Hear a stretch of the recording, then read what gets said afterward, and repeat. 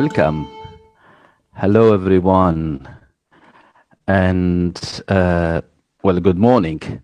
Good morning to you all, ladies and gentlemen. Good morning to those who are in Africa, who are in Europe, and good afternoon to those who are in Asia, and good evening to those who are also in Asia and beyond. My name is Hamouda Salhi. I am the head of the master's program in translation and interpreting at the University of Tunis El Manar. It's a pleasure to see you all here. Please note that this encounter is being recorded and live streamed.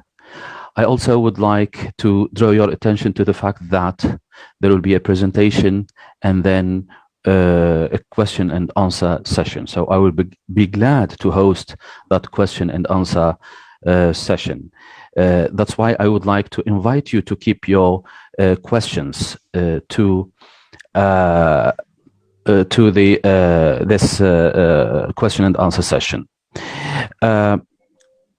Today,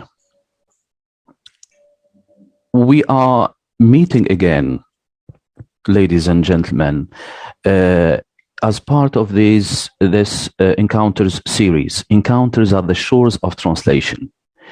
You are here because you do firmly believe that translation pedagogy deserves more attention, that translation pedagogy needs to be revisited in order to help universities and training centers and translation centers, perhaps, to produce great translators, to produce great interpreters, which is, by the way, the dream of all trainee translators and trainee interpreters.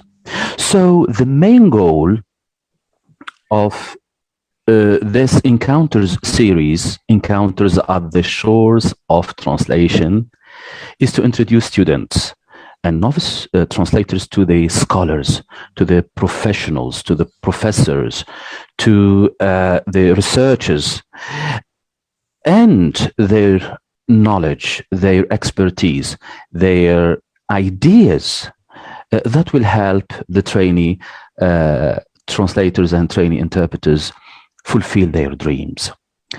It's my pleasure today to welcome you to this second talk in this second edition of the Encounters at the Shores of Translation.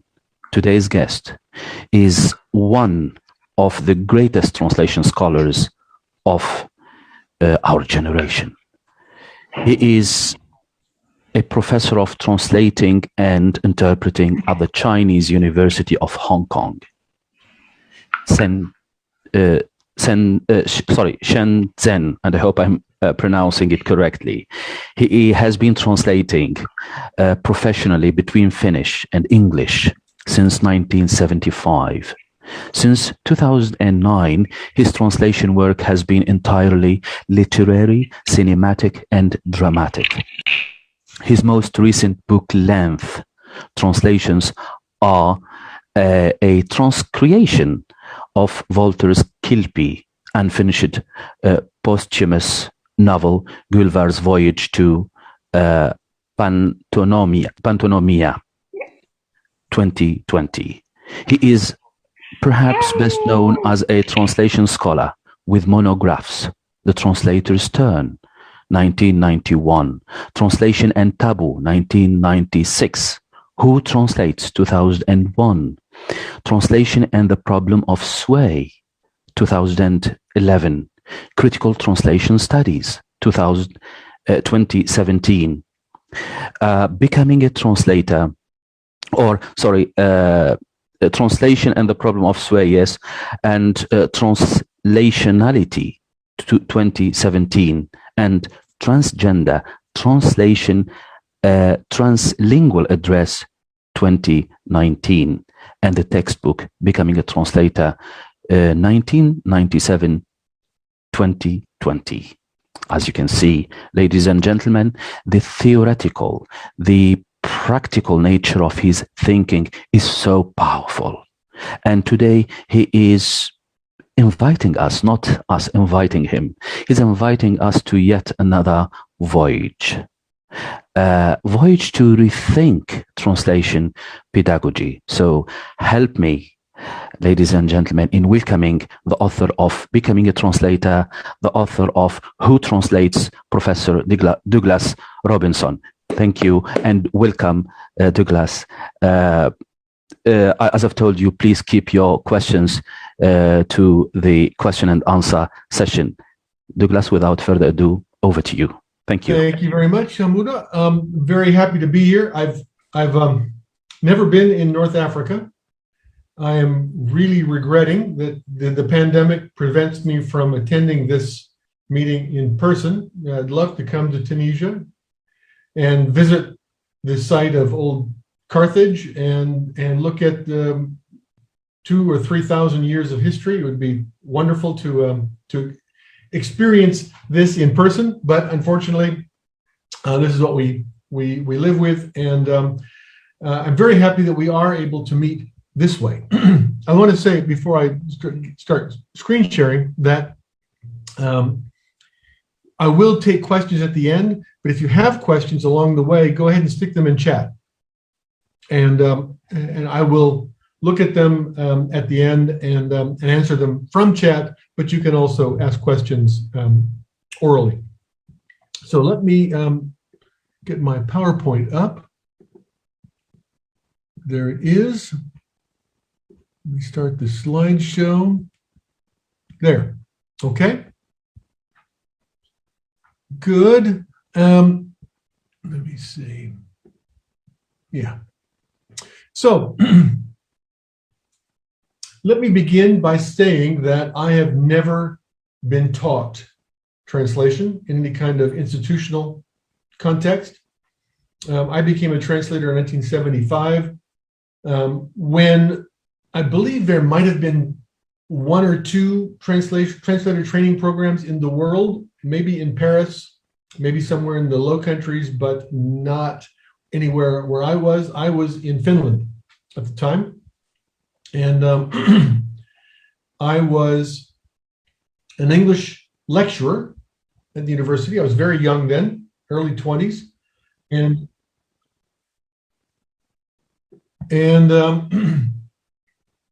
I learned by doing.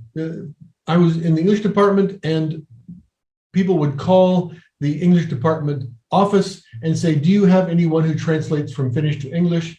And they would say, yes, we have a young lecturer named Douglas Robinson, and we can ask him whether he'd be willing to. And I did it, and I found that I enjoyed it.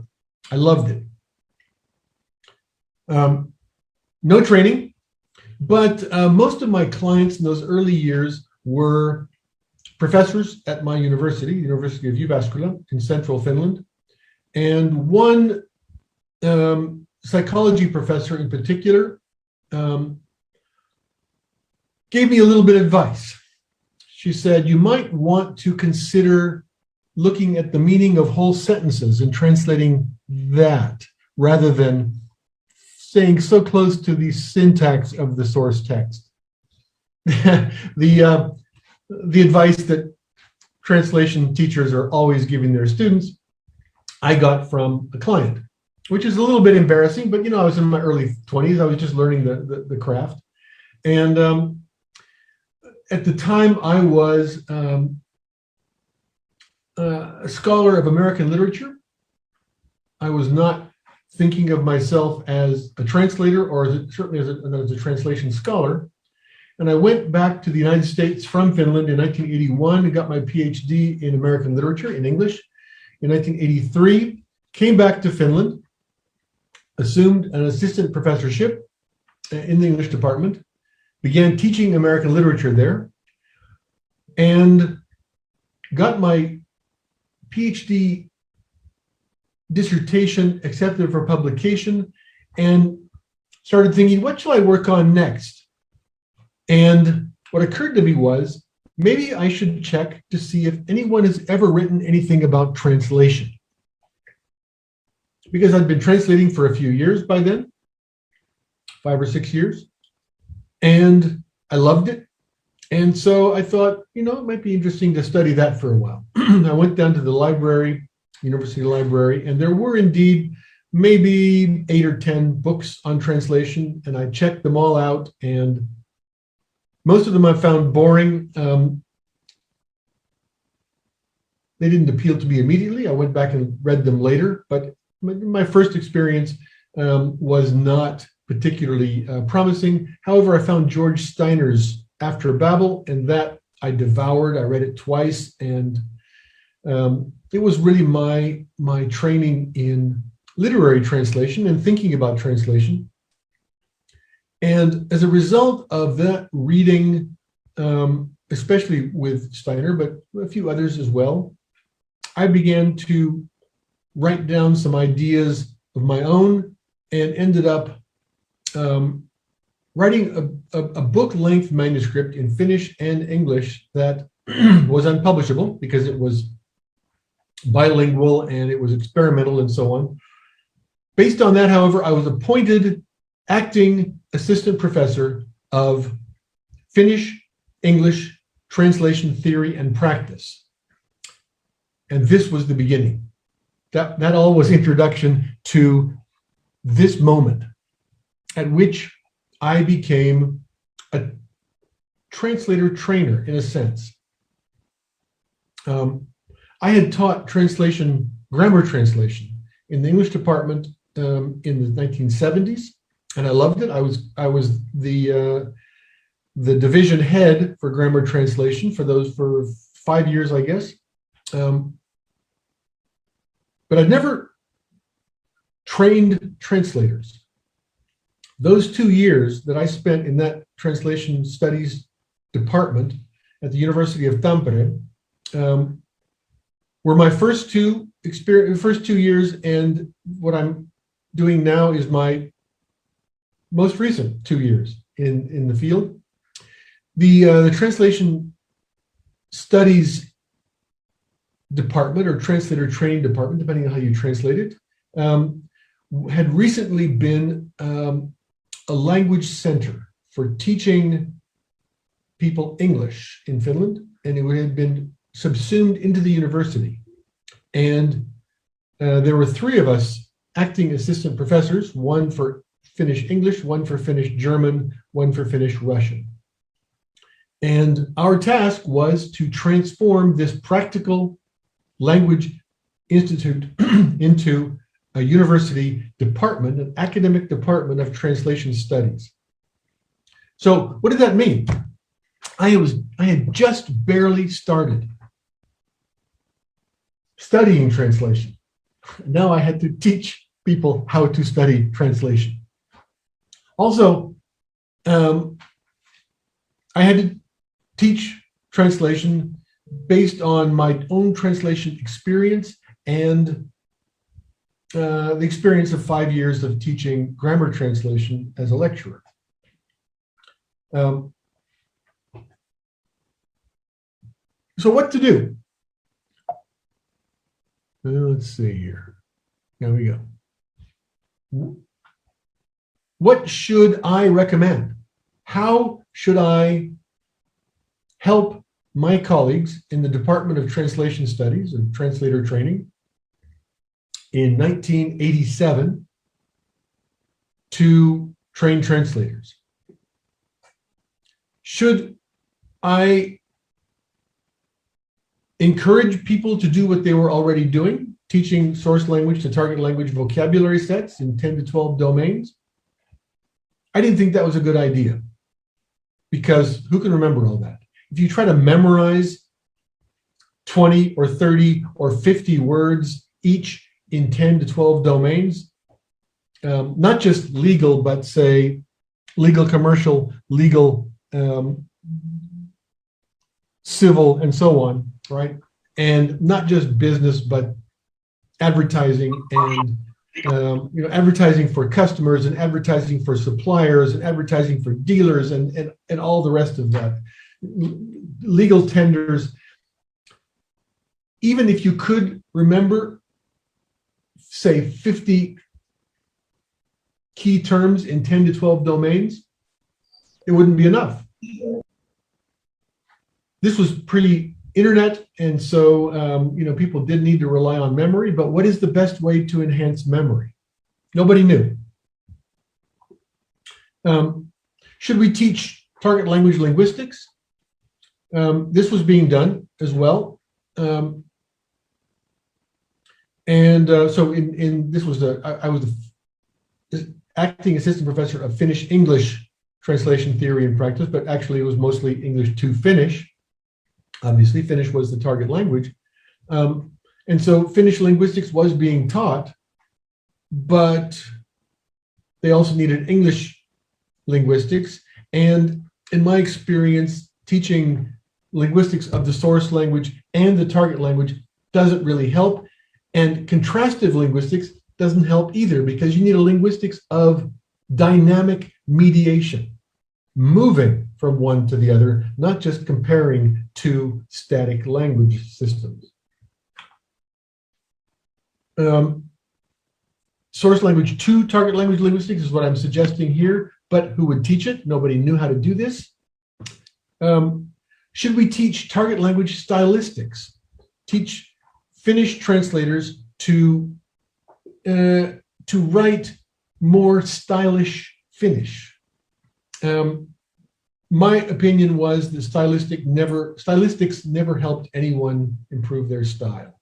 Stylistics is a theoretical pursuit that doesn't really have much to do with improving style practically.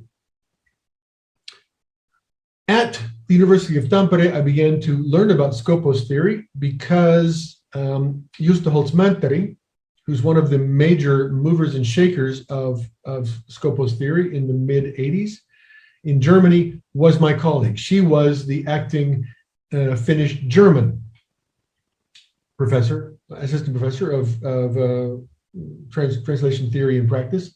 And she was a good friend of Hans Vermeer, and she brought Hans to Finland several times.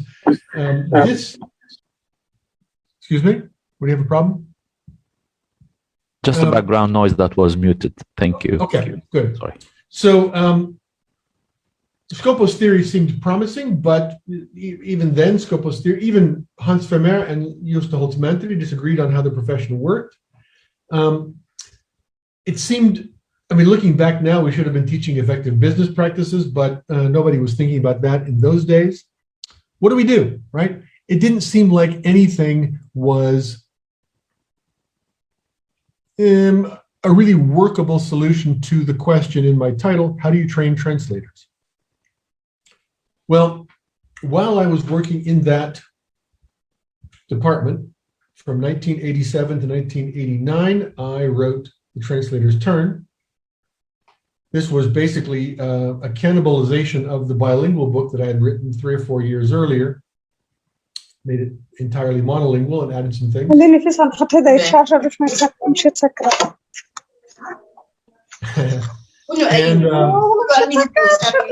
let's mute our Zoom here, please. I believe the host can mute people too. Yes. Okay. Please, I would like to invite everyone to watch their mics. Please, and mute yourselves. Thank you.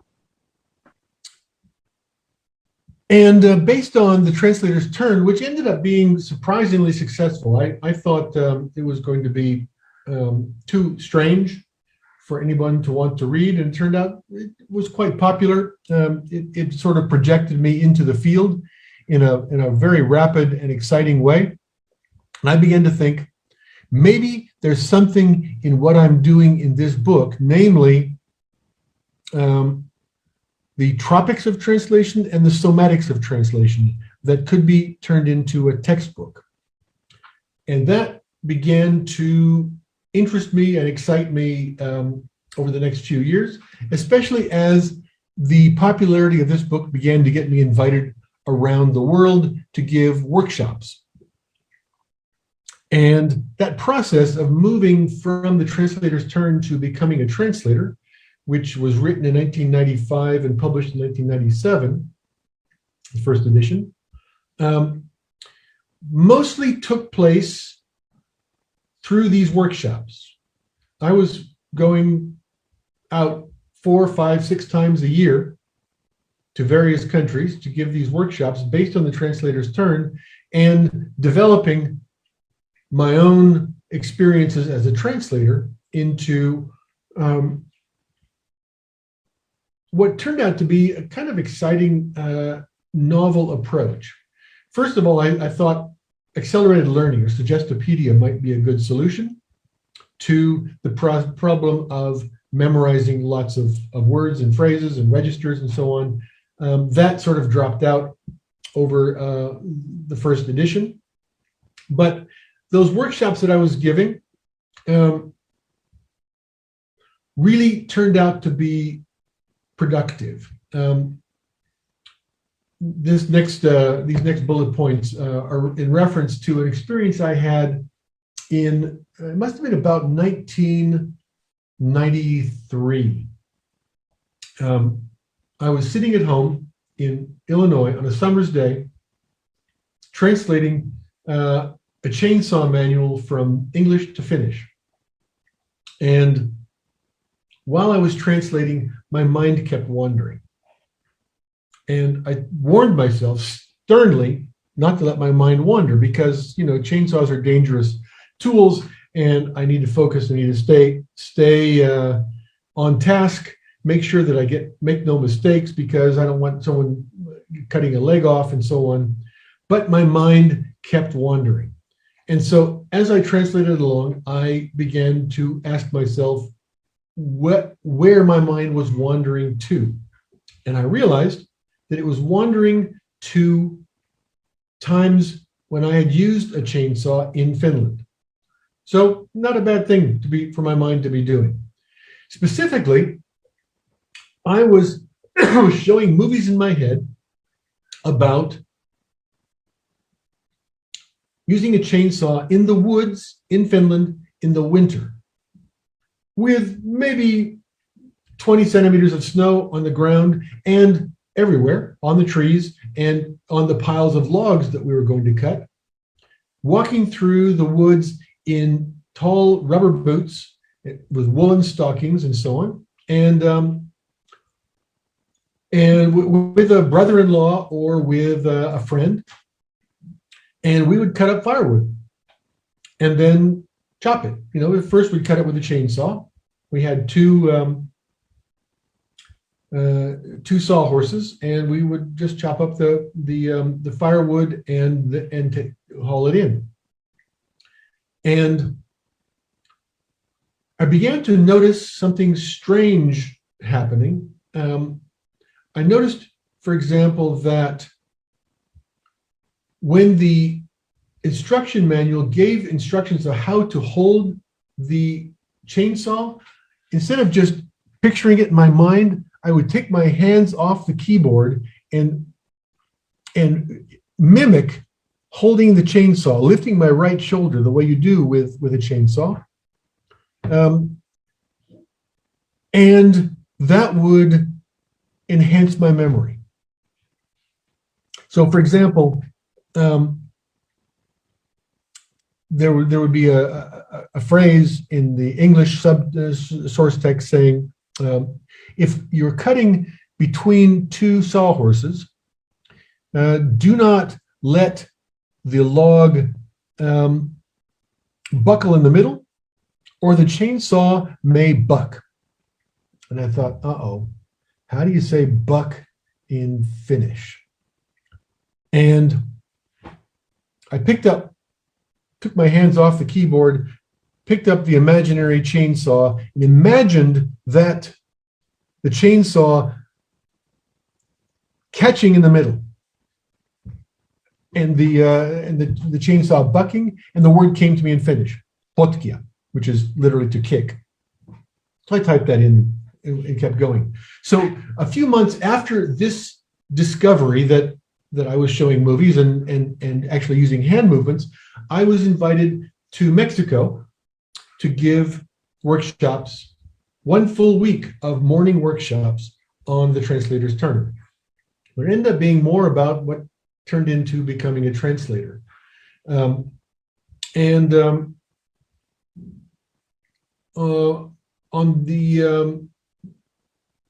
My host was an American woman named Eileen Sullivan, who had lived in Mexico for 30 years, spoke fluent Spanish. My Spanish, I started taking Spanish when I was 6 years old, but my Spanish was not very good. I cannot hold a conversation in Spanish.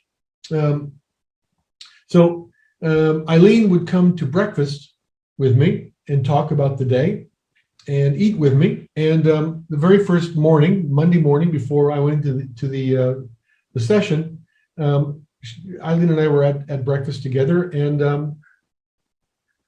and I said, Eileen, what is pollo desfilado? I know pollo is chicken, but what kind of chicken is desfilado?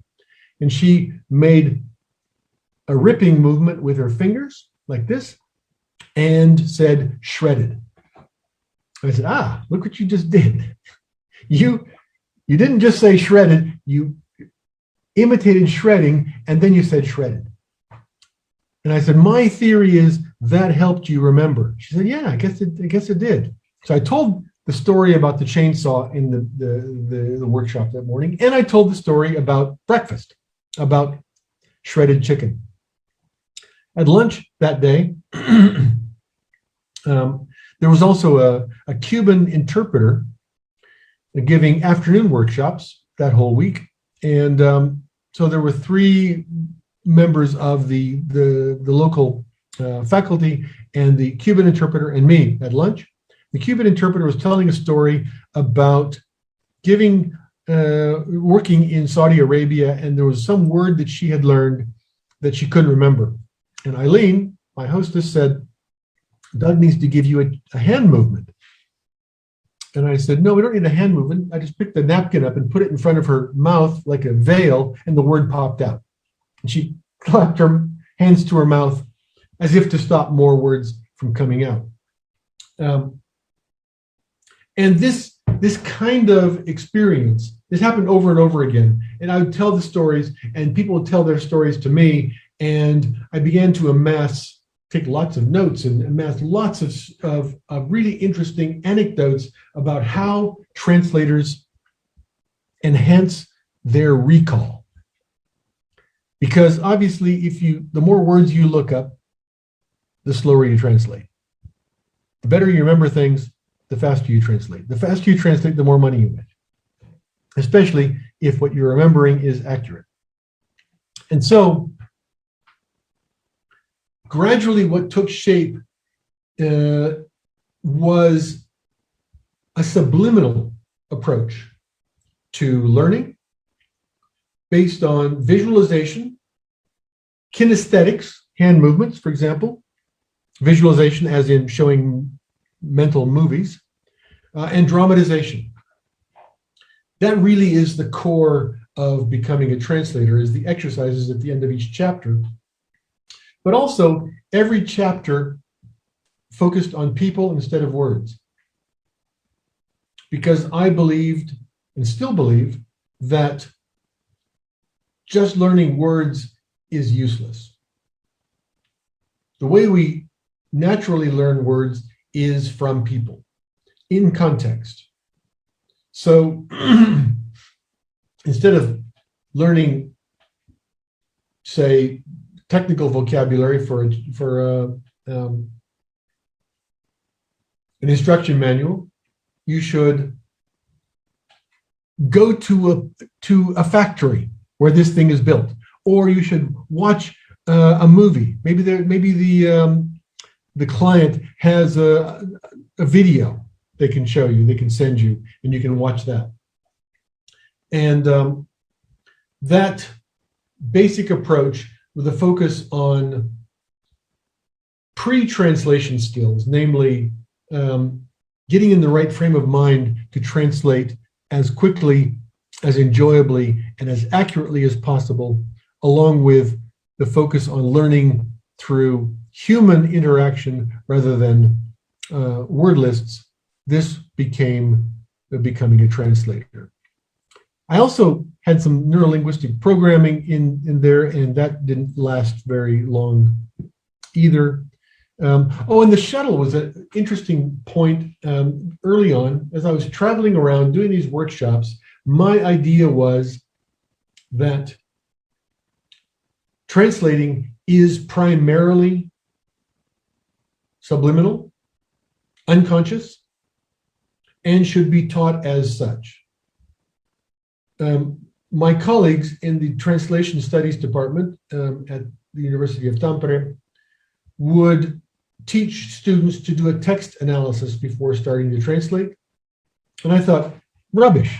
No, I never do a text analysis. I just dive right in. It's more exciting that way. And I got lots and lots of pushback on that. People didn't like that. And at first I resisted, but pretty soon their arguments became more and more persuasive, and I began to realize that I had to change my mind. That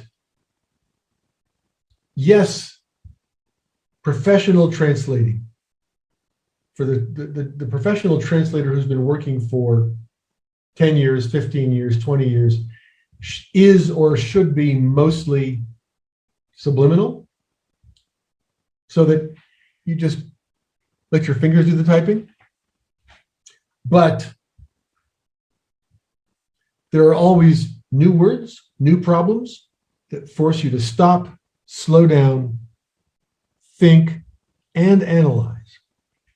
And so the shuttle movement that I developed between fast, enjoyable, subliminal translating and slow, painstaking, analytical translation, especially when there's a syntactic problem in the source text, this shaped the form of becoming a translator. And I did this using Charles Sanders Peirce, my favorite philosopher, using two triads, the instinct, experience, habit triad, and the abduction, induction, deduction triad. Now, abduction, induction, and deduction are no longer mentioned in the book, in the fourth edition from 2020. But the same ideas are basically there, that, as you may have seen if you've seen the book, you start off at the top right, you move clockwise through abduction, creativity, intuitive leaps, induction, induction to deduction. Induction would be the long, slow process of repeating and trying and experimenting and discovering and so on. And once you reach deduction, the patterns are in your head and they become so automated that it seems as if you are translating on autopilot. That is the learning process for becoming a fast translator who translates enjoyably and accurately. But when a problem happens, when you run into a badly written passage or something you don't understand, you stop and run it the other way. You go backwards. You go back counterclockwise, and that's the direction there on the left. Chapter 10 is the alarm bells. So this is an example of one of my typical exercises. The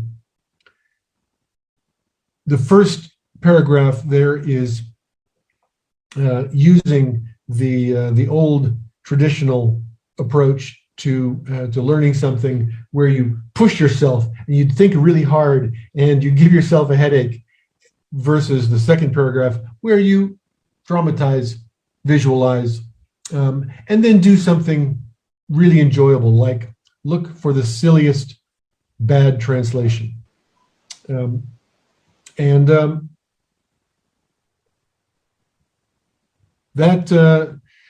mode really guided my thinking all through the writing of the exercises in every chapter. These are the 4 editions that have been published, from the top left to the bottom right. And what I want to talk about the rest of the time is the difficulties I had updating the book for that fourth edition, the 2020 edition, at the bottom right. The problem was that my situation had changed. I had started working in 1975 as a part-time freelancer in the non-literary market, technical, commercial, legal, and medical. And in 1995, when I was working on the first edition and proposed it to Routledge, I was still doing that. I was still working freelance and part-time in that non-literary translation market. So the first edition is based on my professional experience. For the second edition, a few years later, 2000, 2001, as I was revising the book, I had lost all my clients. I had gotten divorced, I had moved, I had spent a year in Russia and Spain. I'd gone through a very sort of turmoil-rich experience, and I wasn't translating at all. I had no translation practice going on at the time, but I still felt close enough to my experiences in the professional translation marketplace that I could update the book with a certain degree of confidence. Probably not enough, looking back, but better than for the fourth. In 2010, 2011, when I was revising the book for the third edition, I had started translating literary, dramatic, and cinematic texts. And that was exciting for me, but irrelevant to the students that I was writing for. And I had also moved in 2010 to Hong Kong. So I had very little experience of Asia, a major translation market, obviously. And I had no experience with translation technology, which was increasingly important, because when I was translating technical, commercial, legal, and medical texts, I was freelancing from Finnish to English, and sometimes English to Finnish, and not specializing. So I took any text from any domain, and I did not have enough volume to make translation technology worthwhile. So I never learned to use it. I still have not learned to use it. So how do I write about translation technology for the third edition? Everybody said I should. I didn't know how. In 2018, when I was revising the book for the fourth edition, I had 0 ideas. All I had was negative ones. Namely, things like, given the radical changes in the translation marketplace brought about by technological advances, especially free online machine translation, is there even a need for translation textbooks? Maybe we don't need becoming a translator. Maybe we should just let it die. Routledge wouldn't be happy, but maybe that is the best thing for the profession. But if I surrender to Routledge's desires that, we keep publishing a book that is in demand, and I revise it for a fourth edition, how can I revise the textbook to help students prepare for the changed marketplace with free online machine translation devastating the bulk market at the bottom? Some people say the entire bottom half of the translation market has been destroyed. The worst translators, half of the people who used to be translators, the worst half of those are now either doing something else or they are post-editing machine translation output. So how do we train people for that marketplace? Obviously, I came to this conclusion that I should be saying that the students should rise to the very top of the profession. They should work their way into the premium market by radically specializing, but university students cannot possibly do that. You radically specialize and work your way into the premium market after 10, 15, possibly 20 years of experience. What do I teach university students? They are going to enter the translation marketplace just barely competent. How are they going to compete? How are they going to make a living? I had no idea. So maybe I should make a textbook for post-editors of machine translation output. And the final question, final negative thought I had was, what good was my original focus on accelerated learning through visualization and dramatization any longer? What do I do? I really had no idea. And as a result, it took me a year and a half to figure out how to update this book. I realized that I had not given the updates for the second and third editions enough weight. I had not taken them seriously enough. I had tweaked things too much. What I needed to do was to revamp the book radically, and I had no idea how. So, what do I do? Well, one thing I did was I was invited to a small working research-based colloquium at the University of Macau. I was in Hong Kong, so it was an easy 1-hour ferry ride to Macau. And the organizer, Sunny Feng, said, no papers. Nobody gives a paper. I want each person to speak for 5 minutes about a problem, and then we'll have a 25-minute conversation. So I thought, hey, this is perfect. I will talk about my complete cluelessness about how to revise this textbook, and people might be able to help me. And they were. The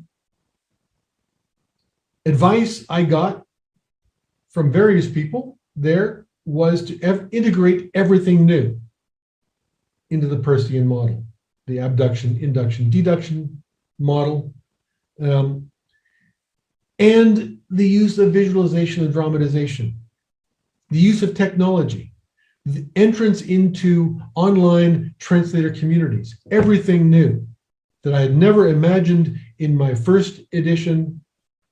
I should make everything work that way. I should focus on lifelong learning. I should help people develop a yearning, a desire to keep learning all their lives. The engagement with technology this time around, in the third edition, I hired somebody to do it, and she took over a year to do it, didn't do what I asked her to do. She wrote way too much. It was the wrong style. I had to rewrite everything. I had to leave out about 2/3 of what she wrote because it was too long, and so on. She was very angry that I had changed so much of what she did, and I said, well, you know what? You didn't do what I asked you to do, and you were 8 months late with it. So you have no complaint. This time I had two colleagues, Mark Shuttleworth and Clara Yu, who were absolutely brilliant. Mark on technology, Wikipedia, and translation memory software, and so on, and Clara on online translator communities. They were brilliant. I was able to work with them face to face, and they imitated my style. I only had to make slight changes. Everything was the right length. That was just wonderful. And then the crowning blow for this was that as I was about ready to start writing, the head of the department, the translation department, a friend of mine, asked me if I would be willing to teach a special topics course for the department. And I said, can I do anything I want? And he said, absolutely. And so what I did was to teach my revision. Every week, my students, I had 7 undergraduate students in this course, they got a new chapter. They read the chapter and they wrote a one-page response to it in Moodle.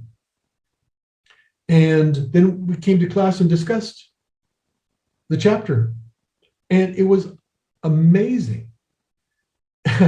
They knew so much. They wrote so well. The things they posted to Moodle were so brilliant that I included 2 or 3 of them from each student in the book. A lot of it was about translating into Chinese, the problems of the largest translation market in the world. Some of them knew something about Korean and Japanese translation. And so that class really was instrumental in making the 4th edition the best ever. And that is all I have. So I will say thank you, and we can move on to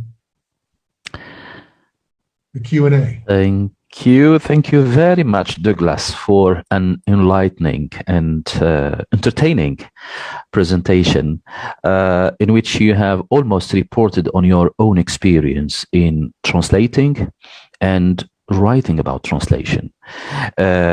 So it is a lifelong journey, I would say, and you could summarize it in a few minutes. So, ladies and gentlemen, I would like to invite you to ask questions. Please use the yellow hand icon. I can see one hand, but still we have some questions asked and raised in the chat box, and I have 3 Mohammeds and 1 lady.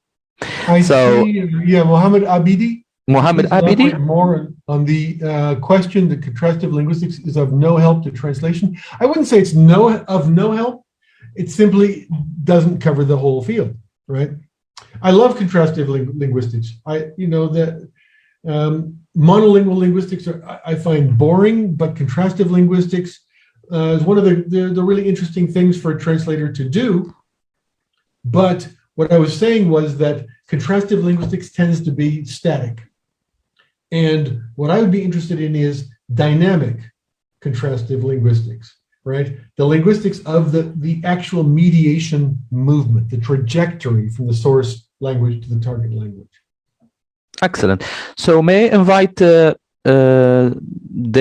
Zainab, if you'd like to ask your question orally, otherwise we can read it on your behalf.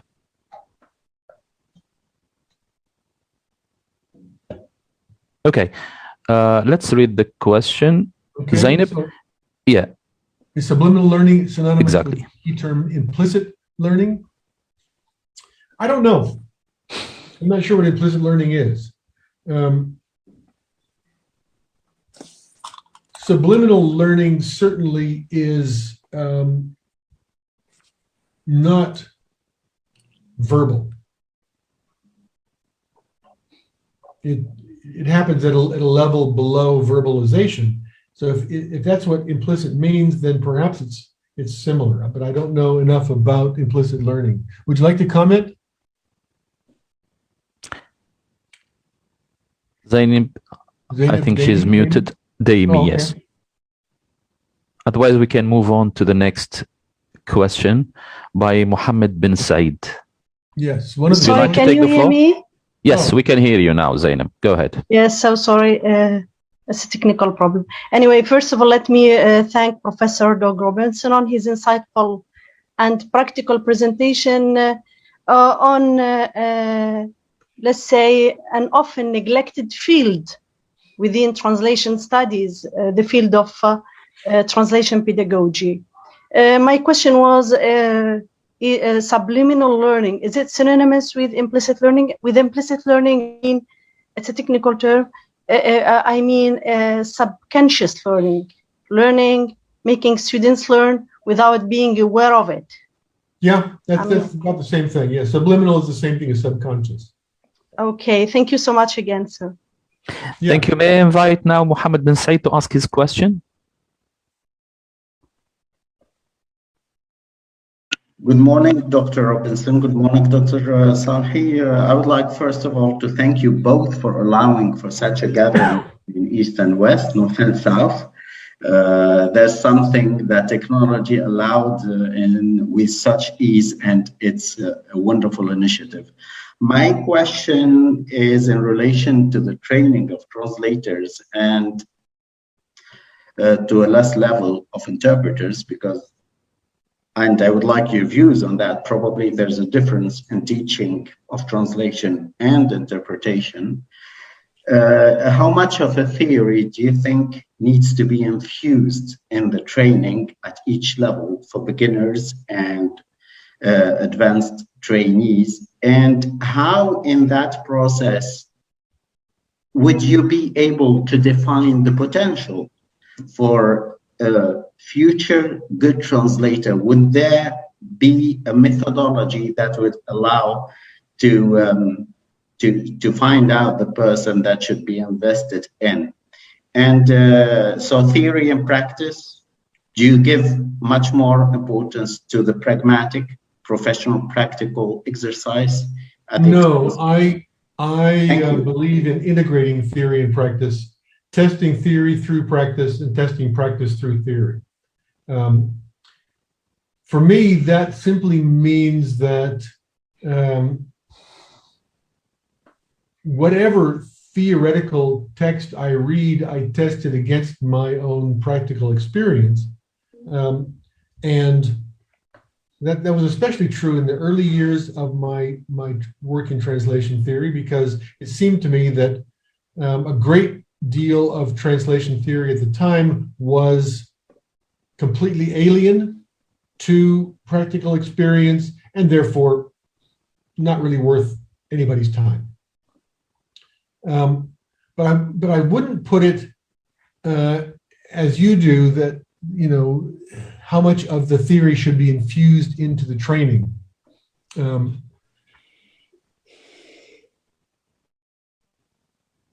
For me, the importance of theory is not so much precepts, principles, as it is theorizing. So, you know, the wheel of experience that I showed in the PowerPoint tracks the process from intuition through experience to habit, and within experience from abduction through induction to deduction. And deduction is basically theory formation, theorizing. And I believe that students should be taught to do that, should be taught that they are already doing that. Every time they translate, they are already beginning to theorize, to notice patterns, to store patterns in their head, and so on. And that to the extent that translation theory has practical value for translators, for professional translators, it lies, first of all, in that, in helping students, helping novices develop useful, productive patterns. The other use of translation theory in practice is client education. You know, if the client says, you didn't translate this properly, it's not word for word, how do you explain to that client that word for word translation is not, well, first of all, it's not the market norm.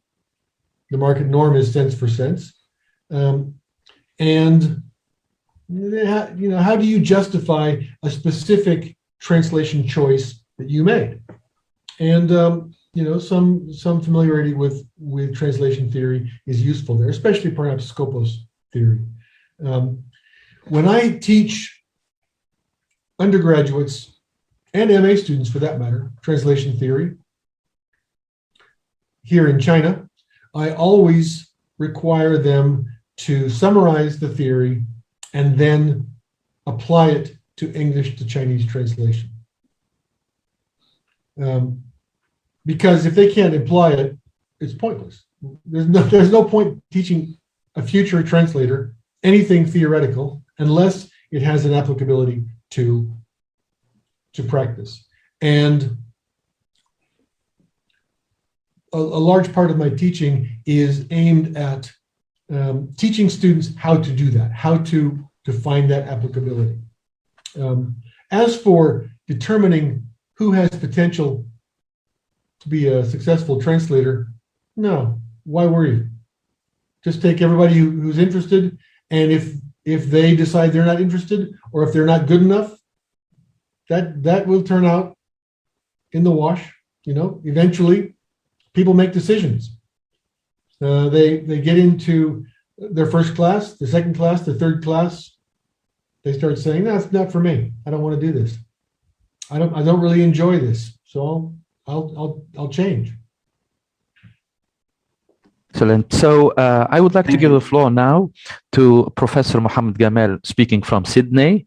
So, Okay. and then to Dr. Maalish. But after those two questions, I would like to invite everyone to, if possible, to turn on their cameras to take a family picture. So, Professor Gamal, you have the floor. Welcome. Thank you very much, Dr. Salhi. Professor Robinson, hello, and how are you? You don't remember me, fine, but we communicated several years ago. Good to see you again. Yeah, good to see you. Thank you. The question is, and I have been teaching for a while now, and I agree with you, particularly in the early years and how you formulate your ideas and you change them as we all grow older with more experience and life experience and reading. Now, my students are getting younger, a lot younger, and they are all now glued to their mobiles and laptops and iPads with lots of apps and Google Translate app. Now, the problem with that, I mean, for me, with almost 40 years of experience, it is wonderful to have this app. But for the younger ones, it's the easy way out. They don't want to read. They read on a need-only basis. They don't even write postcards or letters anymore. They don't read or write. What are your views on this trend, generational technological trend? How do you see translation in the next 10 years? I mean, teaching translation pedagogy. I assume you and I are about the same age because I don't understand that trend. I do recognize that it has value. It's completely alien to me because I read all the time. And I read Catholically, as they say, you know, widely, eclectically, novels and nonfiction and so on. But I do know that there are times in the day or circumstances when I read in a similar way.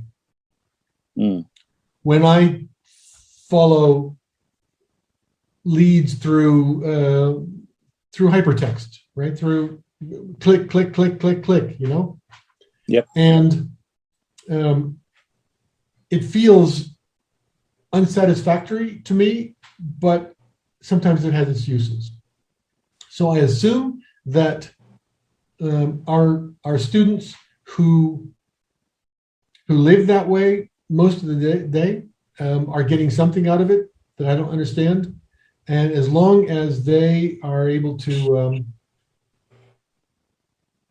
translate well and respond well on, I mean, they do write for me because, you know, I ask for a half page to a page long discussion forum posts online. And I have to say, here in Shenzhen, mainland China, my undergraduate students are the best I've ever had on 4 continents. No, sorry, 4 countries and on 3 continents. And when I say that they're really good, what I mean is that they have read a lot, they remember what they've read, and they're very adept at integrating old information with new information. And so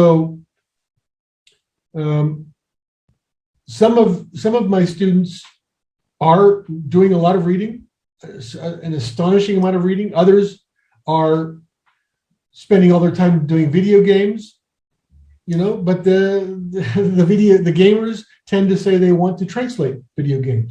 There's a huge market in China for translating video games from English into Chinese. And so, if the marketplace will bear it, more power to them. Thank you. Thank you very much, Dr. Malish. Welcome again. Also, I think you are speaking from Saudi Arabia. Yeah. Please go ahead. Okay, thank you very much indeed.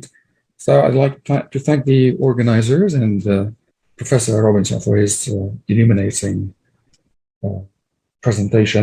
I'm going to give you to ask my questions in the telegraphic style. Number one, there are three actually. Number one, concerning translation pedagogy, do you think that translation for training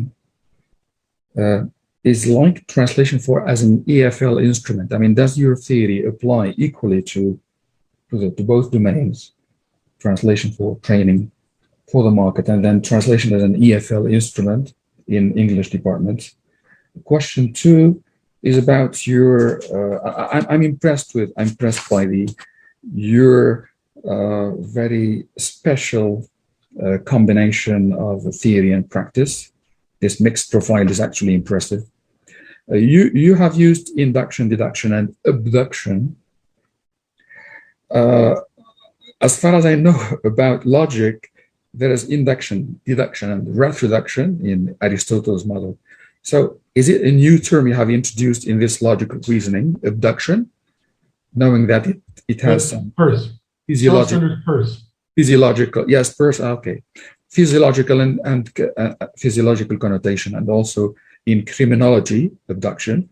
So why have you eliminated retroduction, which is the reasoning by occasionally? Peirce did occasionally use retroduction. He loved developing new terminologies. Charles Sanders Peirce, yeah. Abduction is much more appropriate for guessing. In the meaning of leaps. Yeah. Physiological. So before you have any kind of hypothesis, you make a leap.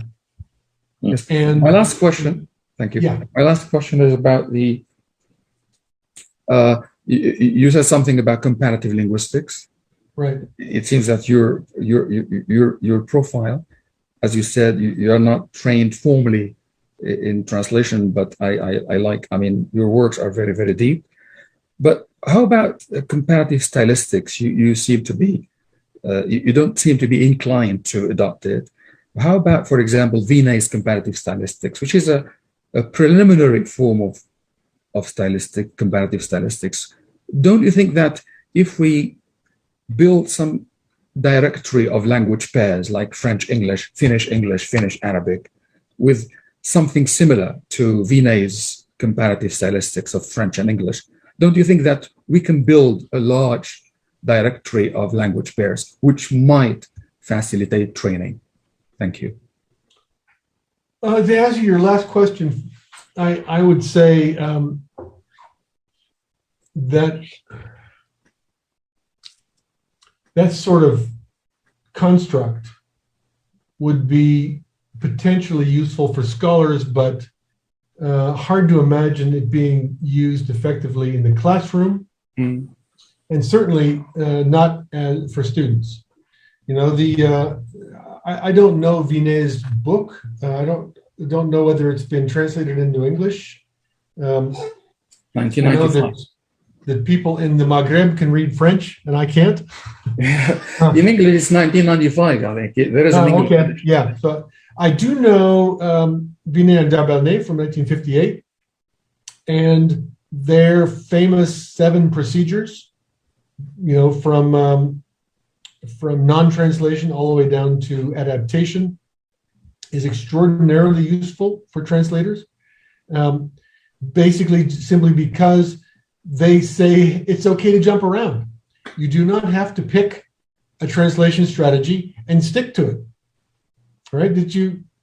Every text is a hodgepodge of a lot of different styles, and that's fine, so long as it works.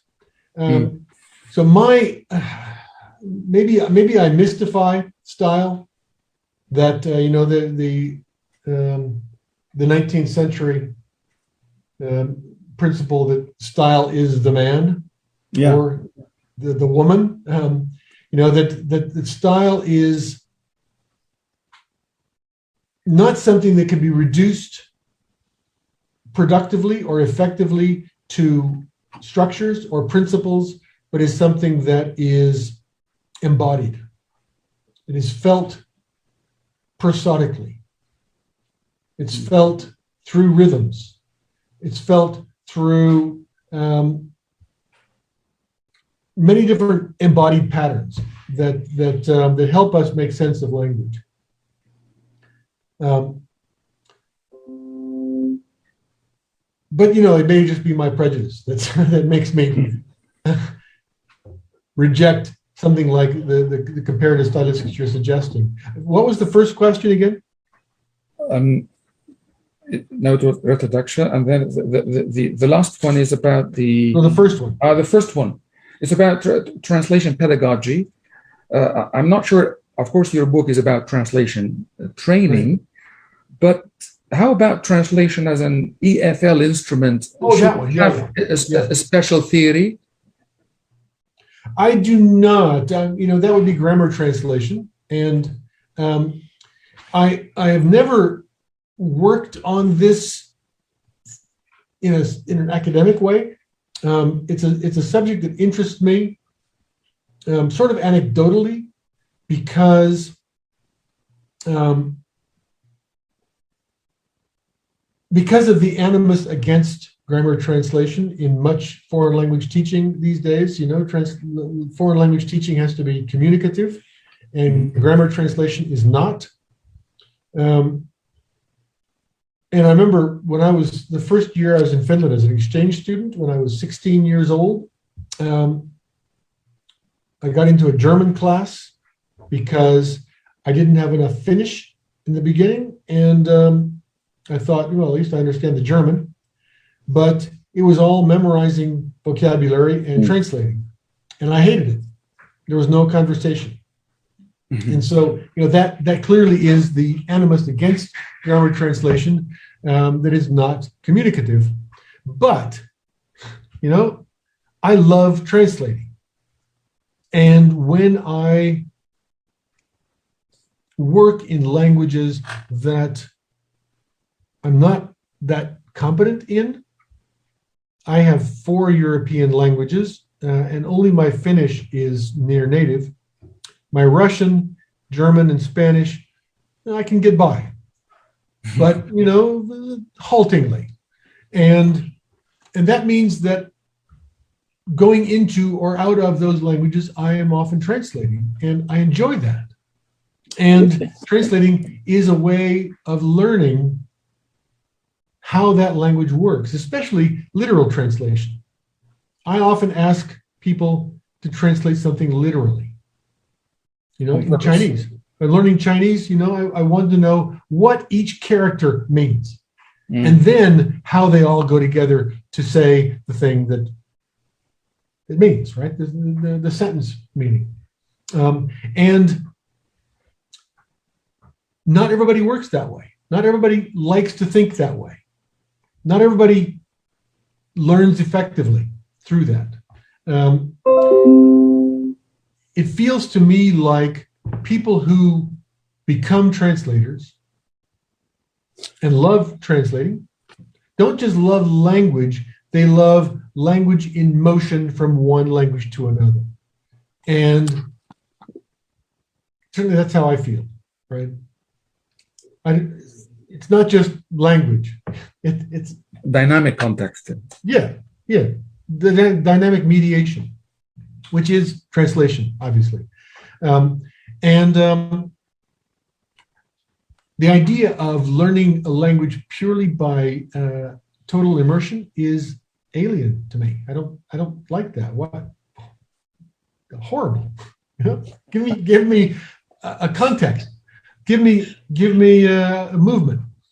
But my wife, who is Russian and speaks really, really good English, hates translating. Right? It's a learning style difference. And so I do think that grammar translation could be useful for some people learning EFL or any language as a foreign language, but not for everybody. Thank you. Certainly for in translation, translator training programs, sometimes heritage students sign up, people who are bilingual in the source language and the target language, and sometimes they make good translators and sometimes they don't. Sometimes they, for them, the two languages are totally separate and they don't want to make the cross. They don't want to move from one to the other. And so it doesn't matter that they are good in both languages, they're not going to learn to be translators. They're not going to care. I have raised 3 grown daughters in Finnish and English. My first wife was Finnish, and not one of them is a translator. Even though when they were little, I would say to them, "Tell mommy breakfast is ready," and they'd say, "Äiti, tuu syömään," which is, "Mom, come eat." So age 3. They were interpreting. And yet, they don't love translating. Go figure. I don't know. I don't understand it. Excellent. Thank you very much for these insightful anecdotes, in a way, from your own life and experience. So I would like to invite you now to a family picture. So may I invite you to turn on your cameras? If it is not possible, this is not a problem. Do we all need to click gallery view? Gallery view, yes. There's gallery view. And you please feel free to take snapshot and take pictures yourselves. But we have 4 screens. Yes, perhaps 4 pictures. Well, we have to be 4 pictures, yeah. 4 screens.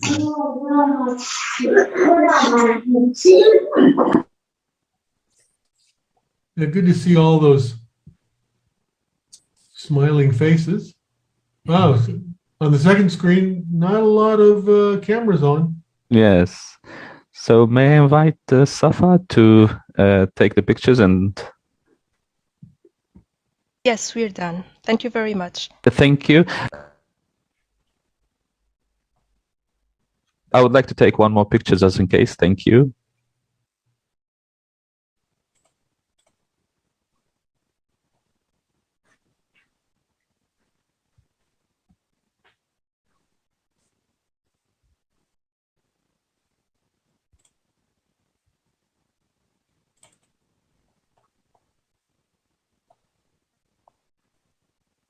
Well, we have a question from Mona Ala Eldin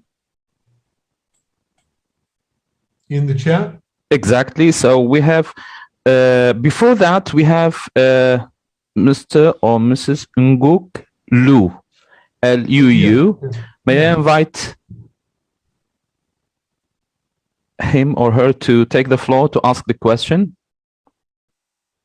Otherwise, we can read it from the chat box.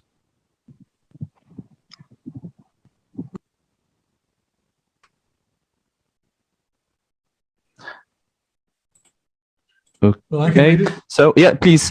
It's go ahead, please. Interpreters, is there are a lot of obstacles for them, languages, cultures, dependence on technology, etc. I wonder if you could give us advice on how to motivate students to cope with those obstacles. I don't know. I think that basically they sink or swim. If they can't cope in the job market because they haven't taken these things seriously, they sink. I know that it's really interesting here at CUHK Shenzhen, Chinese University of Hong Kong, Shenzhen, which is an extremely prestigious university in mainland China and gets really, really top undergraduate students.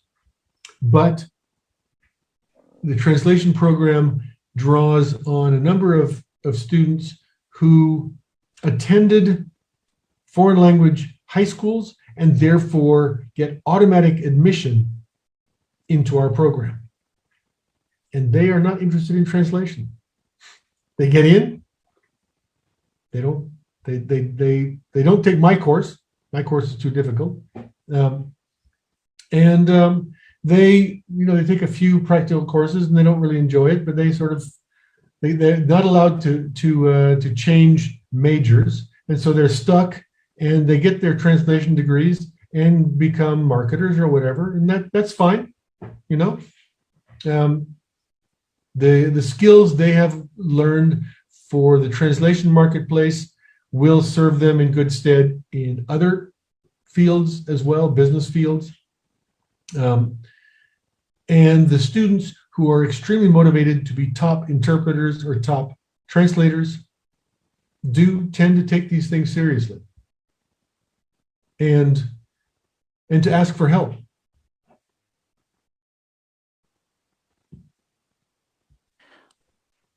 Thank you.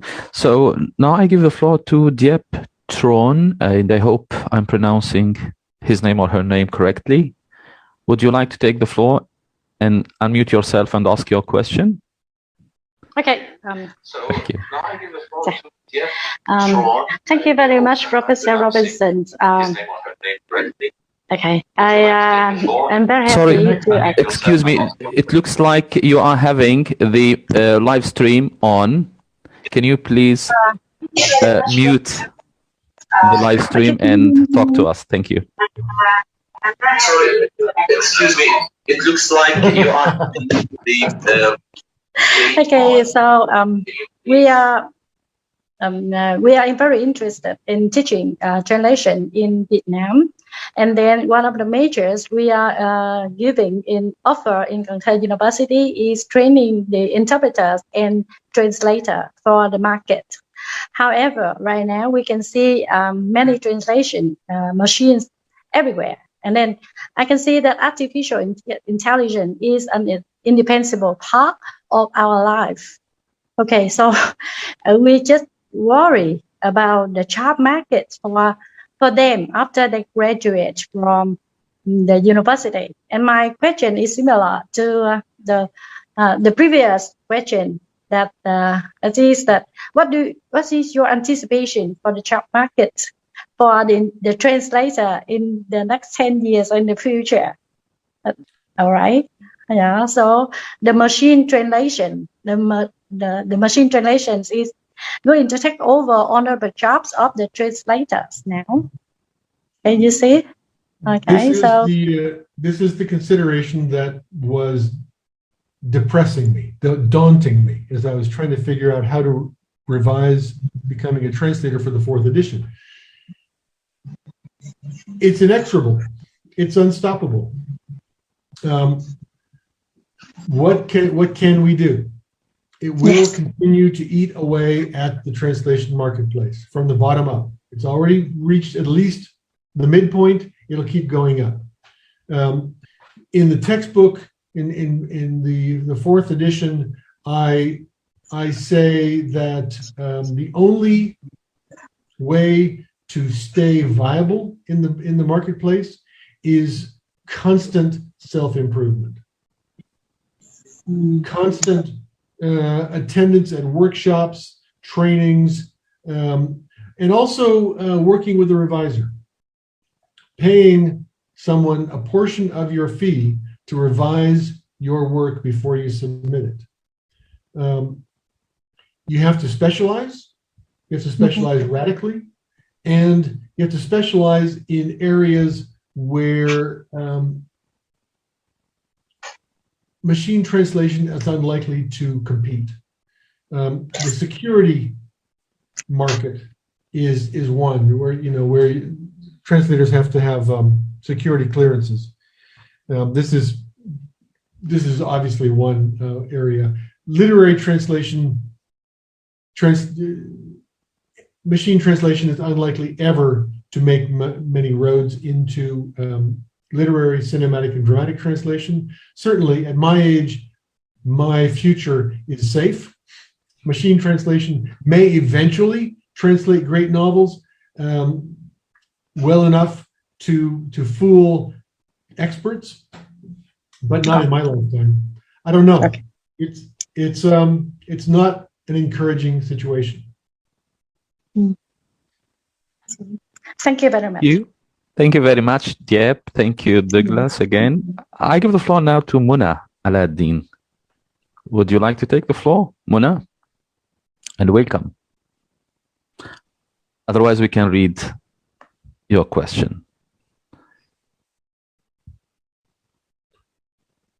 Yes, Muna says, thank you, Professor Yes. Robinson, for... Okay, go ahead, please. Okay. Thank you so much, Professor Hamouda, for hosting the insightful sessions. We really appreciate it, and I'd love to thank Professor Robinson for the insightful session. I'm a lecturer of interpreting studies and so much interested in interpreting and developing ways of interpreting pedagogy. And my question to you, can we apply the wheel of experience to interpreting pedagogy, simultaneous interpreting and consecutive? Thank you so much. God, I wish I knew. I have no training in translating or interpreting. I did some consecutive interpreting in my 20s, and I hated it. I guess I was good enough at it, but I didn't like it, didn't enjoy it. And it wasn't until a few years ago when I was speaking at an interpreting conference that I found out why. Somebody told me told the audience that they teach their interpreting students not to look for the best word, to look for the easiest word. And I thought, oh, that's why. Because interpreting, there's not enough time to look for the best word. And I care about the best word. I have done simultaneous interpreting once in my life with no training. I was hired as a consecutive interpreter for a conference, and the simultaneous interpreter got sick. And I was asked to step in, and I said, no, I can't. There's no way I can do that. They said, well, the speaker's going to read from her text. You can have the text overnight. You can read it. So I did it. I sight interpreted and pulled it off more or less well, but I was totally exhausted, went home at 5 p.m. and fell asleep, slept for 8 hours. So I don't know. I don't know what works for simultaneous interpreting. I know that cognitive translation scholars and cognitive interpreting scholars have begun to study simultaneous interpreting cognitively and also neurologically. And so maybe they have an idea of whether that works. I assume that there must be a continuity, that, if you are exposed to a certain register, domain, enough times, you will feel more and more comfortable with it. You will develop patterns. You'll be able to deduce those patterns. I would think that abduction as guessing does happen. In interpreting, you prepare and prepare and prepare, but you can't prepare for everything. And if the speaker uses a word that you don't know, what are you going to do? You have to guess, right? So I assume that it must be valuable and valid, but I don't know. my experience is entirely with translating, or almost entirely. So sorry.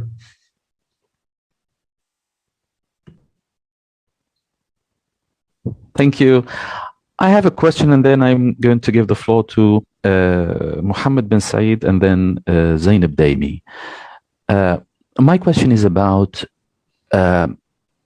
client education, intertextuality and learning, about the translator as a second author and the authority here, and the power that may be granted to the translator and the freedom that can be granted to the translator in the process of translating, and also about visibility. And visibility applies to both translators and interpreters. So the question is the following.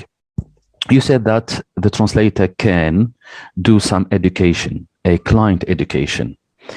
And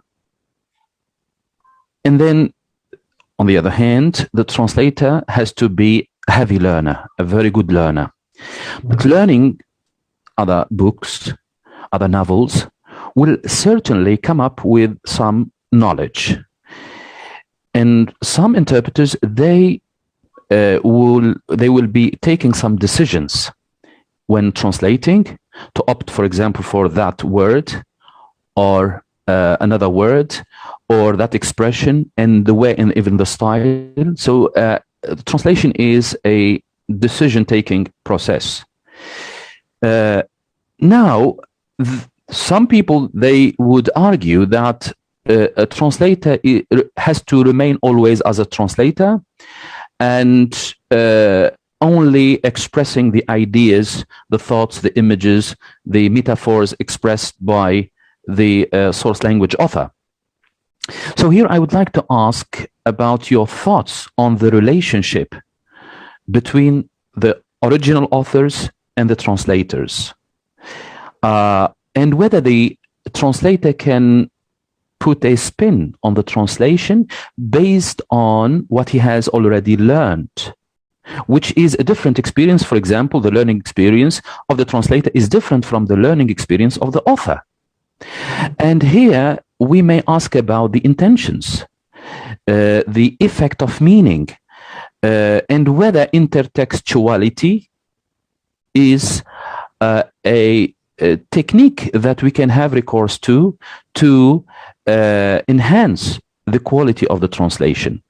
Here, something that is familiar to the target language audience. So my question is about the intervention. To what extent you have already mentioned Scopus theory, but in your own experience, this translating and writing about translation, to what extent the translator can go far in his interpretation, go far in acquiring some powers and some freedoms to tailor the message to another, to match and serve the needs of a different audience or a different readership. It's about the visibility of the translator, the powers. I hope the question is clear. Yeah. It's a very interesting question. Thank you for that. At a very low level, translators do this all the time, right?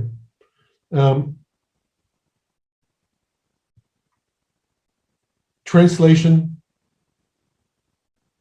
changes the text, right? Always. And in ways that can be traced.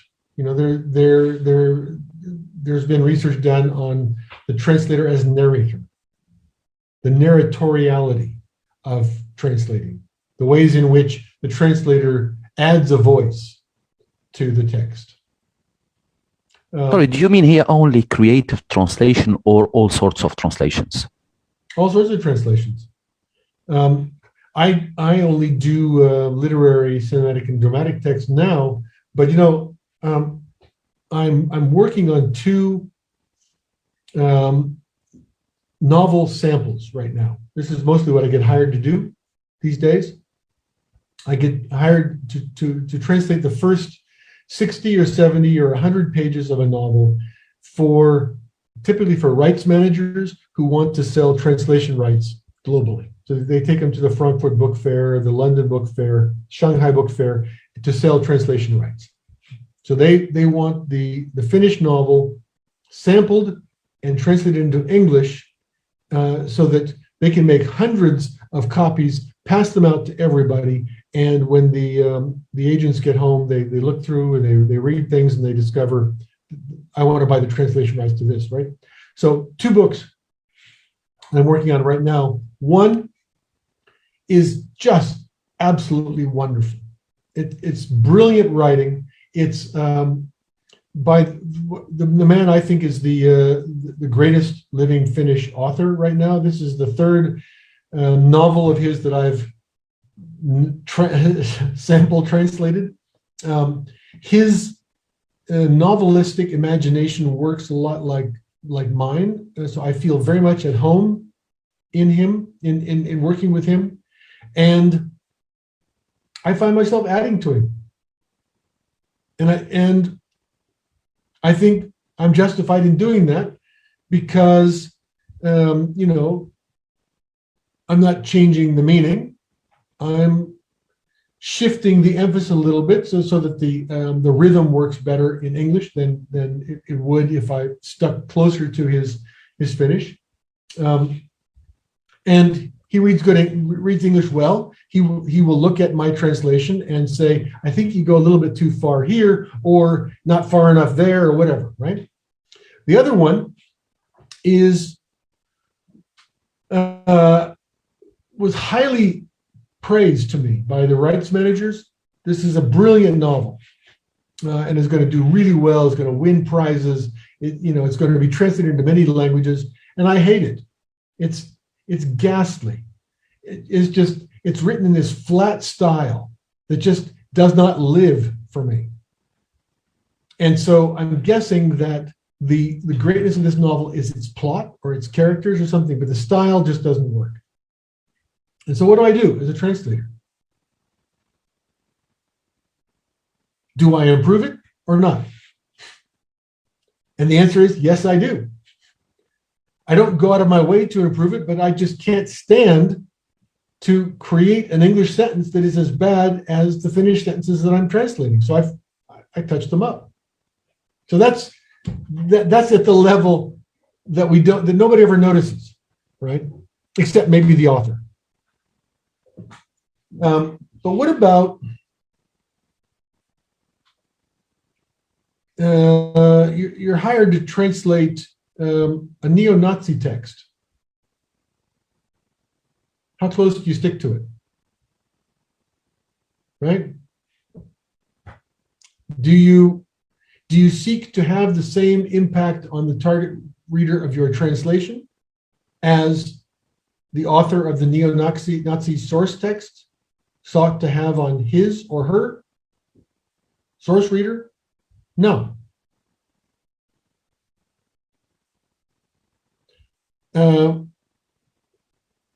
Suzanne de Lotbinière Harwood in her Rebel et Infidèle from 1992 talks about feminists translating sexist texts. And she talks about the difference between accentuating the sexism and minimizing the sexism. And this can be done with very tiny shifts in the intensity of synonyms, right? Every translator translating along is listing synonyms. And you're going, this one's too strong, this one's too weak, this one's a little bit off to one side, and so on, right? This happens as you translate. And so if you want to accentuate something, make it a little bit clearer to the reader, it's very easy to do in subtle ways. This happens all the time.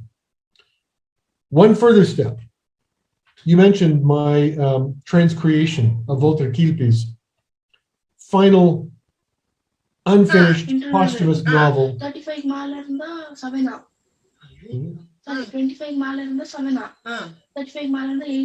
Hello? Gulliver's Voyage to Phantomimia. there are people who think that I went way too far with that. Because my first interest in that novel was that not just that he had not finished it, but that in his preface, he said that this was an 18th century manuscript that landed on my desk. He was university librarian at a Finnish university, landed on my desk at the library. And I opened it up and it turned out to be an authentic manuscript in English by Lemuel Gulliver. And I translated it into Finnish. And I thought, wait a second here. If I translate this from Finnish into English, I'm back translating it. But what if, I mean, according to his trope, right, his conceit, the found translation trope, what if instead of saying that I'm back translating, what if I pretend to have found the same manuscript and edited it in English? What if I translate the whole thing into Swiftian English and then finish the novel? Because he didn't finish. He wrote 24 and a half chapters before he died. So I finished the novel. He told his son how he was going to end it. So I follow his instructions, end the novel his way. I translate his part, write my part in the same Swiftian language and pretend to be the editor. And then, what if I make that editorial persona a heteronym, a characterized stand-in for the author, or the editor in this case, who is somewhat paranoid, who is sure that there are agents of evil trying to get this manuscript away from him, and so on, right? And what if I also created a fictional Finnish scholar who attacks my hoax, saying Professor Robinson is claiming that he found this manuscript and edited it. That's nonsense. Actually, this is Volta de Kilpi's novel. He wrote the novel, and what Professor Robinson actually did was to translate it and then to write it. And we can argue of whether it's a good version or a bad version, but he did not edit it. In other words, this attack on me that I wrote tells the truth. It's the only truth that I tell inside the covers. On the outside, the front cover, I say, transcreated by Douglas Robinson. So I admit what I actually did on the cover, but inside the text, I pretend all the way through that I edited it.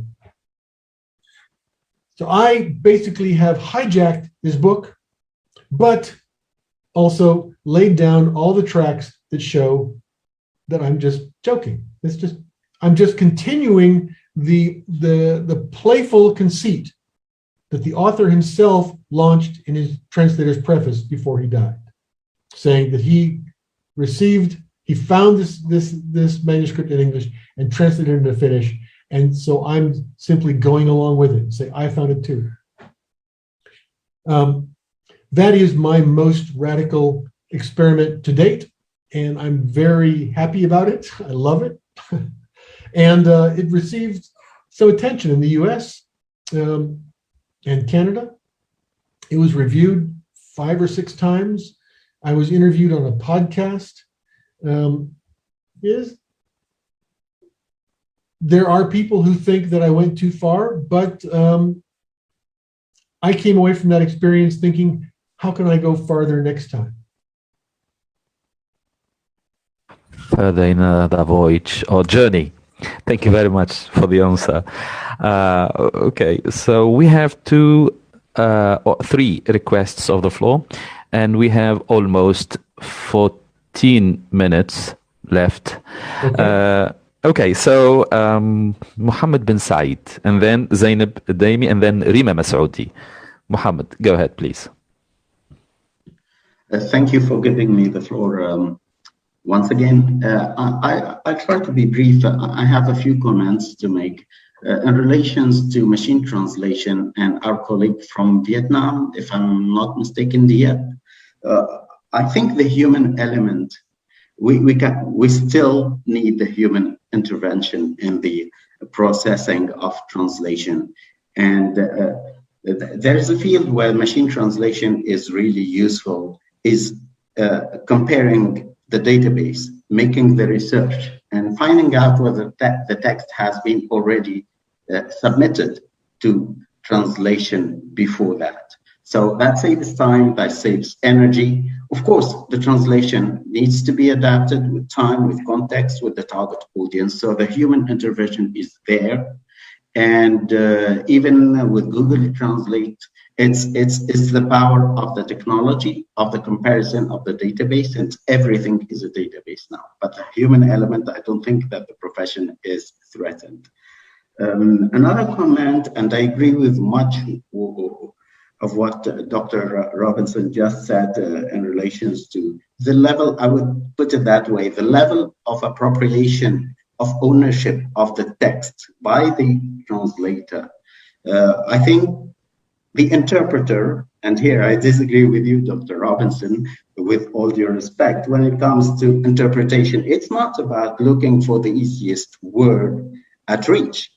I can quote an example, for instance, and we just finished the conference of the parties at Glasgow on climate change. I think it was on the news everywhere, phasing out or phasing down. In the conference of Paris, the Paris Agreement was about shall or should. It's one word. One might think that there is no difference, but legally it can have tremendous implications. But yes, the interpreter probably, it needs to be unseen, whereas probably the translator is there to appropriate and to impose his print on the text. Because of time, I hope that the opportunity will come in the future where we can make comparisons about the application of teaching theory and pedagogy and translation and conference interpreting. Thank you again for this opportunity. And if I may make a last comment, I really hope that students, if they are following, would interact further with this and use this opportunity. Thank you very much. Yes, they are being asking questions. By the way, the two remaining requests are coming from students. Thank you very much, Mohammed, for the plea. Over to you, Douglas. Yeah, that's fine. I don't know much about interpreting. What I said was a fairly simplistic explanation for why I didn't feel comfortable interpreting. But I don't have high-level experience of interpreting, certainly not extensive experience of it. And I do think that machine translation has already deleteriously affected the translation marketplace. I don't know actual numbers, but the numbers I've seen are 1/3 to 1/2 of the translation jobs that were there 10 to 15 years ago are no longer there. We need the human element, so we need post editors. This is the way that the market is moving. So who's next? Yes, next is Zainab Daimi again, and then Rima Masoudi last. Thank you. Okay. Zainab, go ahead, please. So hi again, and thank you again, Professor Robinson. My first question is, in your opinion, are challenges facing translator trainers are a question of teaching tools, mainly in the context of the ICT revolution, or it's a question of teaching strategies? This is my first question. My second question, to what extent the Persian model, abduction, induction, deduction, is inspired by or inspiring David Cobb's 1984 experiential learning cycle, ELC. This is the first time I come across this model. That's why I'm asking this question. Cobb's ELC starts with encountering or having a new experience, then reflecting upon it, making a reflective observation about the experience, and then make some kind of abstract over generalization, let's say, come to conclusions about that experience, then acting and trying out what has been learned till meeting a new experience, and the cycle is on the go again. This is David Kolb's experiential learning cycle. I do not know Kolb's ELC, but in becoming a translator, I do compare Peirce's model with, I believe it's M. Griffin. I don't have my becoming a translator here on my shelf, so I can't pull it off and find out. But I do have a very, very similar model from, I think it was from the 60s, actually, before Kolb. But I'm not remembering exactly. I could have that wrong. The idea of learning in circles. It's basically the hermeneutical circle, which has been adapted for business purposes. And it sounds very much like what you're describing as David Kolb's ELC. Okay. And concerning the first question, sir, Mr. Sorry, what was that again? No. In your opinion, are challenges facing translator trainers nowadays? Yeah. Question of teaching tools or teaching strategies? I don't know. Is there a difference? I mean, teaching strategies involve tools, and teaching tools involve strategies, right? You have to use a tool in class, and so it's hard for me to. Or let's say teaching pedagogical approaches, let's say. Well, for me, the difference in pedagogical approaches is crucial. This whole project started in the early 90s with my desire to get away from a purely linguistic approach based on words and sentence structures, the lexicon and the syntax, and to situate learning and remembering, recalling in a human sociological context, or as the cognitivists say, in an embodied, embedded, enactive, and extended context, so that the learning is holistic rather than isolated and abstracted as about words and sentence structures. Excellent. I mean, that is a difference in teaching pedagogy or the pedagogical philosophy, and I think that's pretty crucial. Yes, certainly it's crucial. Rima Saudi, and then I will give the floor to Dr. Malish finally. Rima? Hello, everyone. Dr. Robinson, thank you so much for this insightful session. My question is probably too general, but based on your experience, is the translation field only made for those who are passionate about it, or is it for anyone and everyone who just work hard in this field? And could those who are passionate about it and others who study it in pursuit for a career both excel in it and achieve the same results? Very interesting question. I don't think the translation marketplace or the translation field was made for anyone. It's an important service that gets done by whoever is willing and able to do it, who is able to perform at a level that people will pay money for. But given the existence of that marketplace, given the need for people to translate and interpret, I think that it is certainly true that people who are passionate about it and people who are simply working hard will both excel at individual jobs. However, I would say that the chances that the person who's merely working hard will burn out are higher. If you are passionate about it, if you love the work, you are unlikely to burn out. I know people who've been translating 8 to 10 hours a day for 30 years, and they're not tired. because they love it.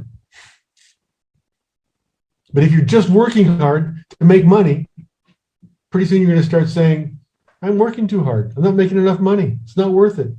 I'm going to change fields. Yeah. I think. I'm guessing. Thank you so much. Thank you. Thank you. Dr. Malish, please. Over to you. Yes. Okay. Thank you very much indeed. Okay. My question again is about the marketplace.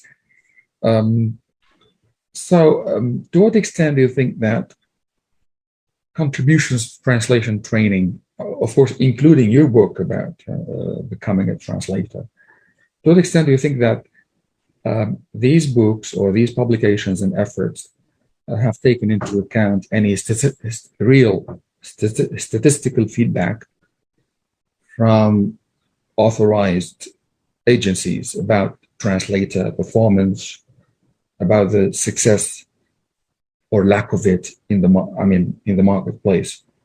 For example, in your third edition, of course, I'm sorry because I haven't read. I do have the copy of it, but I haven't read all the book. To what extent do you think you have included this kind of feedback about the client satisfaction?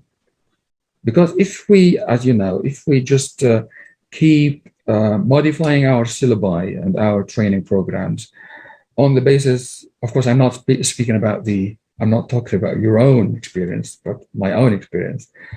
If we keep revising our syllabi and content, training content, on intuitive basis, and we feel that our programs do not meet market requirements, to what extent do you think that this feeling or this intuition is actually true? And what is the solution for that in order to bridge the gap between training needs and market needs? Thank you. Thank you. Very good question. My answer is that I have not used any statistics on the rate of success in the marketplace. I'm not aware that any exist. I know there have been some quantitative studies done of translator satisfaction, but I don't know about client satisfaction. I realized something similar in revising for the fourth edition, that I had not done this in the past, and I really needed to. Some basis, right, rather than just my own intuition. In the first edition, which I did in 1995, I was relying on my intuition, but it felt to me like my intuition was well trained because I was working in the field intensively.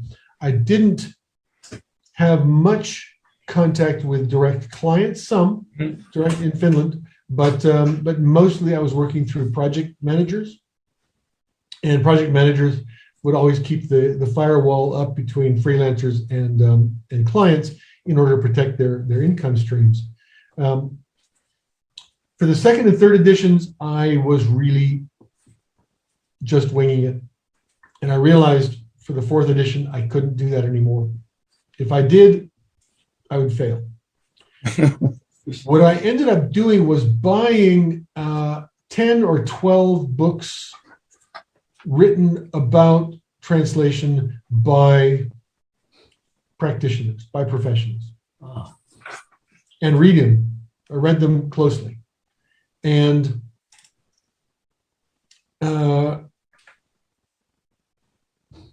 only really 2, possibly 3 were any good. But the ones that I found were good, were excellent. Mm-hmm. And they had the kind of information that I needed. But I decided not to rely on that entirely. I was more active on Twitter at this time in 2018 than I am now. But I logged into Twitter and started looking for these people, the people who had written these books, looking for to subscribe, to follow them on Twitter, to find blogs that they might have contributed to and to see who they followed. And I started joining in tweet storms and asking questions. Yeah. These people, these top professionals, whose books I found absolutely brilliant, who knew the marketplace 100 times better than I did because I was no longer involved in it. So I would ask them questions, I would push them, and once they found out that I was who I am, that they knew my textbook, and that I was revising the textbook for the 4th edition, and they realized that through me, they could have a voice in academia because they despaired of this, right? They'd been publishing these books, they'd been writing blog posts, they'd been tweeting, and academia was not listening. They tried to talk to translation programs at their nearby universities, and nobody was interested. And the fact that I was interested in asking them questions was a glorious opportunity for them, and they started bombarding me with really useful information. And so I ended up publishing tweet storms in the textbook. In editions 1, 2, and 3, I had quotations from Lantra L from the mid-90s. And that was way, way, way out of date. The new stuff that I was getting off of Twitter was hot, was current, and it was coming from top professionals who owned agencies or had owned them in the past, or were project managers for agencies and so on, who really knew the marketplace from the inside, and they were giving me advice on how to give my students advice. So it doesn't exactly answer your question, but it is a kind of approximation to what you're asking, and it's extremely important, I think, that we ask that question. Yes. Yes. It does respond to my question. Thank you very much indeed. Okay. Thank you very much, Dr. Malish. And thank you very much, Professor Robinson, for giving us also advice. Because today you have taken us in a journey and you shed light upon your own life journey, and you could very faithfully report on your experience, professional experience, academic experience, writing experience, and even your personal life experience, and how, and the translation is the common denominator, the common ground for all of these journeys. This experience and this journey could activate the magnets of curiosity, the magnets of knowledge, and the magnets of wisdom. I would like to thank you for telling your story with words of wisdom. And this is really what novice translators and students are looking for, are seeking to hear about a story like that. A person with various backgrounds, a person with who is speaking so many languages, and because its language is a window to the world, and you could help us open windows to those worlds. So thank you very much. But before I give you the floor for closing remarks, I would like to invite you all to another talk in which we are going to carry on the discussion. And this third talk under this encounter series will be about Japanese, modern Japanese literature in translation between author, translator, and editor. And the guest speaker will be Professor Anna Elliott. And she was recommended by Professor Homi Baba, who was invited, but who could not make it in this edition. Perhaps in the next edition in starting from January. So I invited him to attend. I hope he can attend and co-facilitate the session. but he recommended Professor Elliot. I would like to invite you to be there. I have already shared the poster and the registration link. So the last word is yours, Professor Robinson, to conclude this session. Thank you. Thank you for Professor Salhi and all of the participants, all of you who asked questions and all of you who listened attentively. I feel like I have taken a symbolic journey across the oceans and across the Mediterranean to the shore of Tunisia and the shore of translation. I wish that I were on a boat pulling into the harbor of Tunis right now, and I could be meeting you all in person, but maybe sometime in the future. So I've really enjoyed talking to you. Thank you for your questions, and all the best in the future. Thank you very much. Thank you all, ladies and gentlemen, for attending this talk, for actively participating. I'm really grateful to you for making it a success. Thank you very much, and goodbye. Bye-bye, everybody.